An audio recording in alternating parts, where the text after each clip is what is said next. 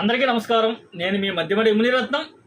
ఈరోజు మన వీడియో నందు ఎమ్మెల్సీ ఓట్ కార్డుకి సంబంధించి ఆన్లైన్లో చాలామంది కూడా ఈ మధ్యకాలంలో మనం అప్లై చేసుకున్నాము. అదేవిధంగా ఆఫ్లైన్లో కూడా అప్లై చేసుకున్నారు. ఓకే, అప్లై చేసుకున్న తర్వాత ఫీల్డ్ వెరిఫికేషన్ అనేది బిఎల్ఓకి అయితే ఫార్వర్డ్ అయ్యింది.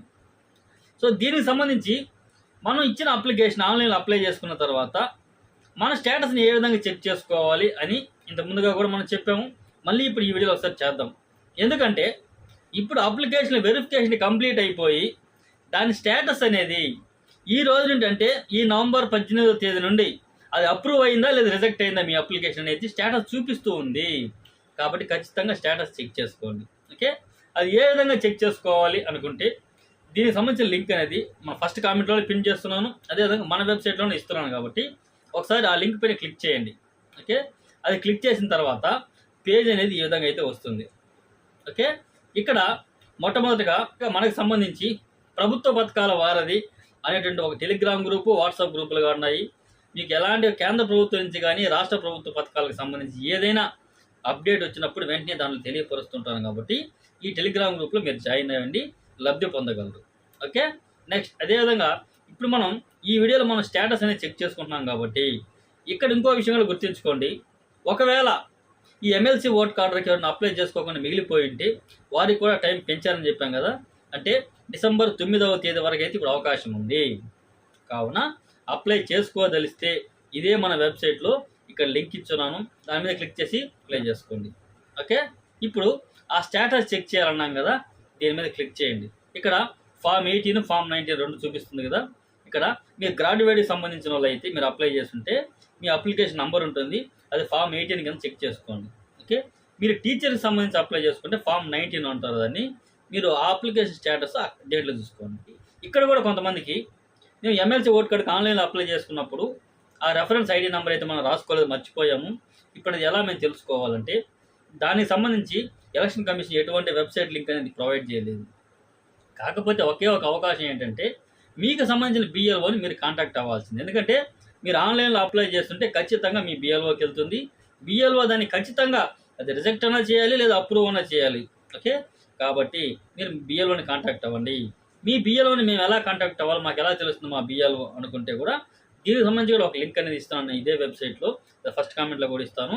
ఒకసారి మీరు ఓపెన్ చేసుకొని మీరు సార్వత్రిక ఎన్నికల్లో మామూలుగా మనం ఓటేస్తాం కదా, ఆ ఓటర్ కార్డ్ నెంబర్ ఎంటర్ చేసినట్లయితే ఆ ఏరియాకి సంబంధించి బిఎల్ఓ ఎవరు, అతని నంబరు అన్నీ వస్తాయి. మీరు కాంటాక్ట్ అవ్వండి, మీ అప్లికేషన్ ఏమైందని కూడా అడగండి. ఓకేనా, ఇప్పుడు అప్లికేషన్ నెంబర్ మన దగ్గర ఉంది. మన స్టేటస్ ఏ విధంగా చెక్ చేసుకోవాలంటే నేను గ్రాడ్యుయేట్కి సంబంధించి నేను చెక్ చేసుకోదలిచాను కాబట్టి ఫామ్ 18 సెలెక్ట్ చేసుకొని ఆ అప్లికేషన్ నెంబర్ అనేది ఏడిస్తాను. నేను సెర్చ్ చేస్తాను. అక్కడ మీ అప్లికేషన్ ఐడి, మీ పేరు, మీ అడ్రస్సు, మీ పార్ట్ నెంబర్ టోటల్గా చూపించి లాస్ట్లో వ్యూ స్టేటస్ దగ్గర దాని మీద మీరు క్లిక్ చేయండి. సో దాని మీద క్లిక్ చేస్తే మీకు సంబంధించిన అప్లికేషన్ నెంబర్, మీ పేరు మొత్తం వచ్చి చివరన స్టేటస్ దగ్గర application is accepted by the RO, verified found correct may be accepted, అంటే మీ అప్లికేషన్ని మేము ఆమోదించాము కాబట్టి మీకు ఎటువంటి ఇబ్బంది లేదు, ఎమ్మెల్సీ ఓట్ కార్డుకి రిజిస్టర్ అయినట్టే. ఆ ఓటర్ కార్డ్ నెంబర్ అనేది మనకు తొందరలో మళ్ళీ అప్డేట్ అవుతుంది ఇదే వెబ్సైట్లో. ఎందుకంటే ఇప్పుడు అభ్యంతరాల స్వీకరణ అనేది తీసుకోవడానికి కొంత సమయం ఇచ్చారు కాబట్టి అది అయిపోయిన తర్వాత ఓటర్ కార్డ్ నెంబర్ అనేది కొత్తగా మనకి జనరేట్ అయ్యి అప్డేట్ అవుతుంది. ఓకేనా, ఇది ఇక్కడ కూడా కొంతమందికి రిజెక్టెడ్ అని వస్తుంది. ఓకేనా, రిజెక్టెడ్ అని వచ్చిన చోట కింద రిమార్క్స్ దగ్గర ఖచ్చితంగా ఎందువల్ల రిజెక్ట్ చేశారో కారణం అయితే చేయాల్సి ఉంది. ఒకసారి చెక్ చేసుకోండి. ఒకవేళ అక్కడ రిజెక్టెడ్ దగ్గర కారణం లేకపోతే మీ బిఎల్ఓని ఖచ్చితంగా కాంటాక్ట్ అవ్వండి. ఓకే, వాళ్ళైతే ఖచ్చితంగా చెప్తారు.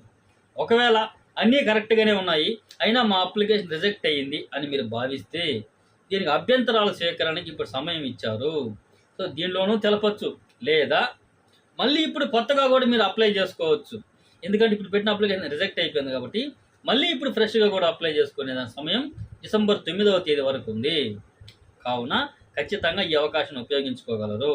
ఒకవేళ ఇంకా ఏమైనా మీకు దీనిపైన సందేహాలు ఉంటే ఎలక్షన్ కమిషన్ ప్రొవైడ్ చేసిన 1950 అనేటువంటి నంబర్ కానీ, అదేవిధంగా ఎలక్షన్ కమిషన్ సంబంధించి ఈమెయిల్ ఐడి కానీ నేను ఇక్కడ ఇస్తాను, ఇది కానీ.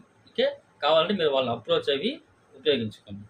ఓకే, ఇదండి ఎమ్మెల్సీకి సంబంధించి ఇప్పటి వరకు ఉన్నటువంటి అప్డేట్స్. ఓకే, ఈ అప్డేట్ నచ్చింది అనుకుంటున్నాను.